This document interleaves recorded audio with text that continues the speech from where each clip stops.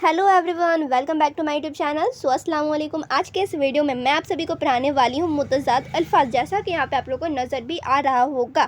अब मैं यहाँ पे आप लोगों को पहले बता देती हूँ मुतज़ाद अल्फाज को हिंदी में क्या कहते हैं और इंग्लिश में क्या कहते हैं, क्योंकि बहुत सारे बच्चे हिंदी व्याकरण पढ़ते हैं, हिंदी ग्रामर पढ़ते हैं, इंग्लिश ग्रामर पढ़ते हैं, तो उसी से समझ में आ जाएगा कि मुतज़ाद अल्फाज क्या होता है। तो मुतज़ाद अल्फाज को इंग्लिश में एंटोनिम्स वर्ड कहा जाता है और हिंदी में विलोम शब्द कहा जाता है, यानी कि उल्टा वर्ड। ठीक है, तो ये सबसे आप लोगों को समझ में आ जाएगा। तो आइए वीडियो को मैं स्टार्ट करती हूँ और आप सभी को जल्दी से समझा देती हूँ और ये सब बनते कैसे, हर एक चीज़ मैं आप लोग क्लियर कर देती हूँ। सो अगर आप लोग चैनल पे पहली बार आए होंगे तो चैनल को सब्सक्राइब कर देंगे, क्योंकि मैं आप सभी को अच्छे अच्छे कंटेंट्स देती हूँ, हर टॉपिक पे वीडियो बना के देती हूँ, और जो भी आप लोग टॉपिक बोलते हो इस पर वीडियो बनाने के, उस पर भी मैं वीडियो बना देती हूँ। अगर आप लोगों को कोई और टॉपिक पे वीडियो चाहिए और कुछ और समझना होगा तो आप लोग कमेंट कर देंगे, मैं आप लोग को वहाँ पर बता दूँगी या फिर वीडियो मैं बना दूँगी। और यहाँ पे आप लोग देख सकते हैं मुतज़ाद अल्फाज को ज़िद भी कहा जाता है, अज़दाद भी कहा जाता है और मुतज़ाद अल्फाज भी कहा जाता है। सो ये सब चीज़ आप लोगों को ध्यान देना है। ये नहीं कि एग्ज़ाम में पूछ दे ज़िद बनाने को, तब आप लोग कहोगे कि ज़िद तो पढ़ा ही नहीं मैंने। तो ये सब चीज़ आप लोग को ध्यान देना है। ज़िद को ही अज़दाद कहा जाता है, अज़दाद को ही मुतज़ाद कहा जाता है। ठीक है, ज़िद की जमा होती है अज़दाद और अज़दाद की जमा मुतज़ाद। ये सब आप लोग को ध्यान में रखना है।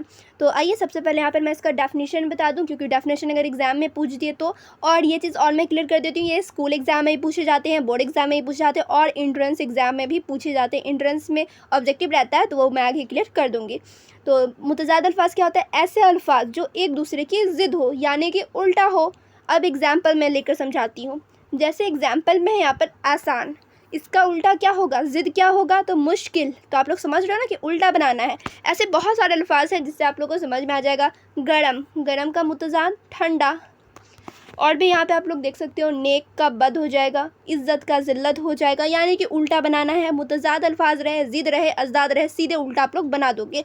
और भी यहाँ पे बहुत सारे नीचे दिया गया है और यहाँ पे आप लोग देख सकते हैं बहुत सारे आप लोगों को अल्फाज मुतज़ाद मिलेंगे, जो कि आप लोगों को खुद से रीड करना है। खुद से पढ़ोगे तो आप लोग को ज़्यादा याद आएगा, ज़्यादा समझ में आएगा। ऐसे मैं बेसिक सब चीज़ समझा दी हूँ और कहीं पे दिक्कत भी नहीं होगा आप लोग को।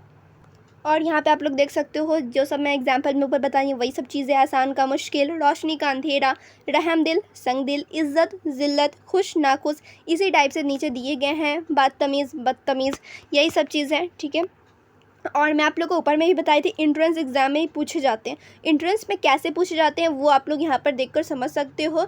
जैसे यहाँ पर आप लोग देखो, एक एग्जाम्पल है। ठीक है, मान लो यहाँ पर बेहतर लिखा हुआ है। अब एंट्रेंस से पूछा जाएगा बेहतर का मुतज़ाद क्या होगा, और ऑप्शन वहाँ पे दे देगा। बेहतर का बेहतरीन होगा, बदतर होगा, या फिर बेहतरों होगा, या फिर अब बेहतर होगा। मतलब इस टाइप से आप लोग को मिल जाएगा और उसमें एक करेक्ट रहेगा। ठीक है, जैसे यहाँ पर आप लोग देखो बेहतर, इसका करेक्ट क्या हो जाएगा? बदतर हो जाएगा। या फिर वहाँ पे हो सकता है बेहतरीन, बेहतरों। तो वो सब आप लोग कंफ्यूज नहीं होना, ये सब चीज़ आप लोग को ध्यान देना है। और भी ये सब तो ईजी है, थोड़ा नीचे आप लोग देखोगे तो हार्ड मिलने वाला है। जैसे यहाँ पर आप लोग देख सकते हो अज़ल का अबद, शागिर्द का उस्ताद, फ़रोख्त का ख़रीद। फिर यहाँ पे आप लोग देख सकते हो महल, झोपड़ी, बूढ़ा, जवान, होशियार, बेवकूफ़। ये सब तो ईजी है। बाशऊर, बाशऊर। ठीक है, बेशऊर का बाशऊर होगा। और हाँ, यहाँ पे उल्टा भी पूछा जा सकता है। ठीक है, जैसे आप लोग का रहेगा बदहाल, तो बदहाल का वहाँ पे उल्टा भी पूछ सकता है खुशहाल। जैसे यहाँ पे सीधा सीधा तो आप लोगों को समझ में आ रहा है ना, खुशहाल रहेगा तो बदहाल लिख दोगे, खुशनुमा लिखा रहेगा तो बदनुमा लिखोगे। वहाँ पे उल्टा ही पूछा जा सकता है कि इकरार का क्या होगा आप लोग का। तो ये सब चीज़ पूछे जा सकते हैं। तो ये सारा आप लोग याद कर लेना। और भी मैं दे दूँगी वहाँ पर मुतज़ाद अल्फाज, और इस पे मैं ऑलरेडी एक सेशन ली हुई हूँ। ठीक है, लिंक डिस्क्रिप्शन में मिल जाएगा, वहाँ से भी आप लोग देख सकते हो। वहाँ पे बहुत सारे आप लोग को एंटोनिम्स वर्ड मिल जाएंगे। फिर भी कोई भी डाउट हो, कोई भी क्वेरी हो, आप लोग कमेंट करके मुझसे पूछ लेना।